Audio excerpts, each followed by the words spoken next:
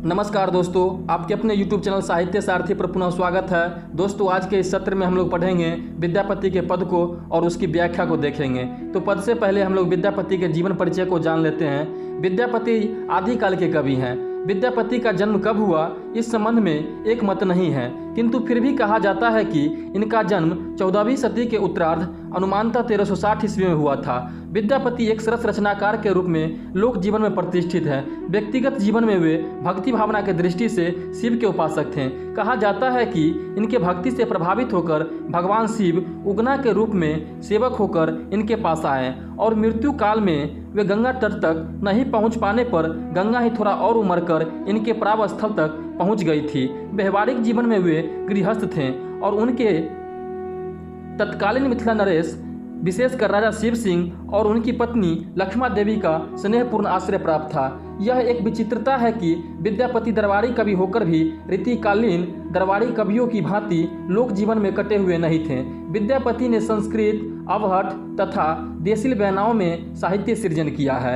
इनकी रचनाओं में विशेषगत विविधता है। विद्यापति मूलतः अपनी अवहट एवं देशील बयानाओं के लिए प्रसिद्ध हैं। अवहट में कीर्तिलता और कीर्ति पताका नामक दो रचनाओं में इन्होंने अपने आश्रयदाता राजाओं की वीरता और युद्ध के वर्णन किया है। आश्रयदाताओं के यश वर्णन करने के कारण ये रचना आसानी से दरबारी प्रवृत्ति के अंतर्गत रखी जा सकती है। विद्यापति की लोकगत प्रतिष्ठा का आधार देशील बयाना में रचित उनकी पदावलियां हैं। इन पदावलियों में श्रृंगार और भक्ति के लोक पक्ष और काव्य पक्ष मनोरम समन्वय हुआ है। विषय की दृष्टि से इन पदों में श्रृंगार, भक्ति और प्रकृति के सौंदर्य का वर्णन हुआ है। श्रृंगार के अंतर्गत कवि ने कृष्ण और राधा को नायक और नायिका के रूप में प्रस्तुत करते हुए उनके प्रणय का वर्णन किया है।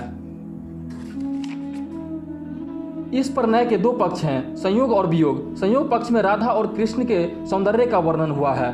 आगे हम बढ़ते हैं विद्यापति के पद की ओर। पहले पद में प्रेम के विरह पक्ष के वर्णन है। पहले पद में विरहिणी नायिका अर्थात राधा प्रियतम श्री कृष्ण के विरह में बेसुध हो गई है।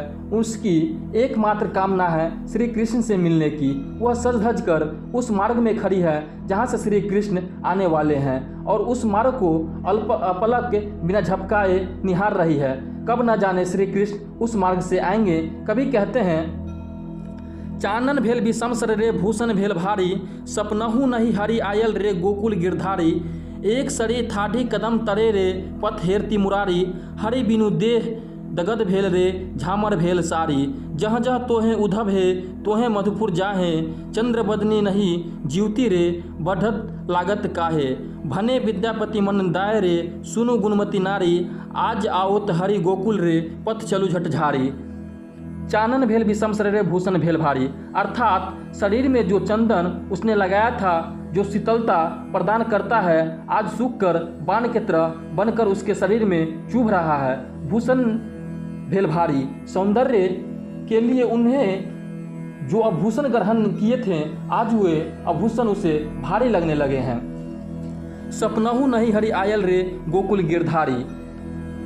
श्री कृष्ण इतने निष्ठुर हो गए हैं कि इतने निर्मोही हो गए हैं कि उनकी प्रतीक्षा वह स्वप्न में भी करती है और स्वप्न में भी श्री कृष्ण उनके नहीं आते हैं।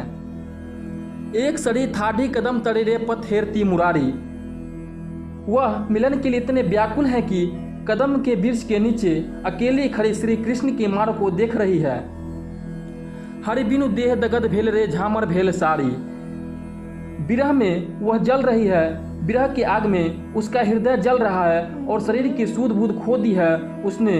झामर भेल साड़ी, उसने जो वस्त्र पहने हुए थे, जो साड़ी वह पहनी हुई थी, वह साड़ी अब मलिन हो चुकी है, गंदी हो चुकी है।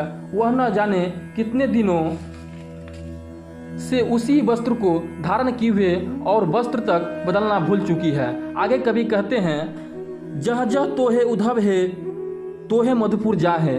विरहिणी नायिका अर्थात राधा की जो सखी है वह उद्धव को संबोधित करते हुए कहती है, जहाँ जहाँ तोहे उद्धव है, हे उद्धव आप जाइए और श्री कृष्ण को जाकर बतलाइए। चंद्र बदनी नहीं जीवती रे बढ़ लागत काहे।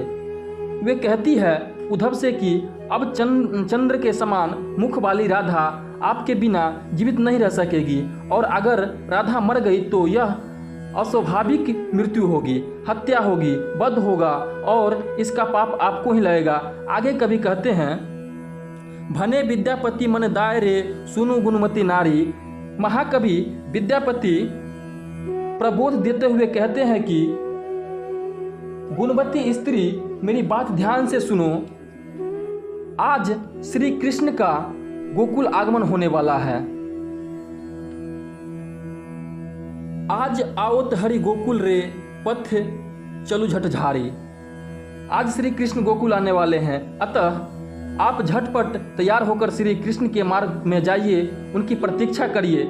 इस पद में विरहनी नायिका का करुणिक वर्णन हुआ है। विरह वेदना के गहनता और तीव्रता दोनों ही अत्यंत विचारणीय है। दूसरे पद की व्याख्या इस प्रकार है। दूसरे पद में संयोग का वर्णन मिलता है। बसंत के सरस वातावरण में रूप सौंदर्य की छठा प्रेमी के त्रसित चित्त को कुछ ऐसी अनुभव होती है कि उसे लगता है कि यह रूप सौंदर्य अद्वितीय है, अनुपम है, इसकी कहीं कोई बराबरी नहीं है। कवि कहते हैं, सरस बसंत समय भल पाओल, दक्षिण पवन बहु धीरे, सपनहु रूप बचन एक भरिए, मुख सोऊ दूरी करु धीरे। अर्थात बसंत ऋतु का सुहाना मौसम आ गया है। दक्षिण दिशा में मलय पर्वत से आने वाले सुगंधित हवा धीरे धीरे बह रही है। सपनाहु रूप बचन एक भाखिए, मुख सो दूरी करु चीरे। अर्थात ऐसी स्थिति में मैंने तुम्हें देखा मानो जैसे स्वप्न में तुम्हारे रूप सौंदर्य इतने देखने को मिला हो। तुम अपने आनंद से अर्थात मुख से चेहरे से आंचल हटाओ। आगे कवि कहते हैं, तोहर बदन संचान हो थी नहीं, जइयो जतन बिहि देला। कवि कहते हैं, सच मानो तुम्हारे शरीर की गहराई और बनावट ऐसी है कि उसके सामने चंद्रमा को मानना मूर्खता होगी। कै बेरी कोटि बनाओल नभ कै, तैयो तुलित नहीं भेला। चंद्रमा को ईश्वर ने अनेक बार काटा बनाया, लेकिन फिर भी वह तुम्हारे सौंदर्य से तुलनीय नहीं है। लोचन तुल कमल नहीं भय सक, से जग के नहीं जाने। आगे कवि कहते हैं, तुम्हारी आंखें इतनी सुंदर मनमोहक है कि संसार प्रसिद्ध उपमान कमल भी इससे तुलित नहीं हो सका। से फिर जाए नुकायल जल भय, पंकज निज अपमाने। इसी लज्जा और संकोच से अपमानित होकर कमल फिर से जाकर जल में छिपा। आगे कवि कहते हैं, भैया विद्यापति सुन बर जयोती, इस सब लक्ष्मी सामने। विद्यापति कहते हैं कि हे बुद्धिमती युवती, तुम्हें जो रूप राशि प्राप्त है वह लक्ष्मी समान है। महाराज शिव सिंह रूप नारायण हैं, साक्षात सौंदर्य के स्वामी हैं, जो अपनी रानी लक्ष्मा देवी के साथ रमण करते हैं। ठीक उसी तरह से हे बुद्धिमती युवती, तुम्हारा रूप सौंदर्य भी महाराजा के उपभोग के रूप में है। इस पद में विद्यापति ने नायक सौंदर्य को अंतर्जित रूप से प्रस्तुत किया है। उसका सौंदर्य लोक प्रसिद्ध उपमानों से भी श्रेष्ठ है। तो यह थे पहले और दूसरे पद की व्याख्या। आशा करता हूँ कि यह आपको अच्छी तरह से समझ में आया होगा।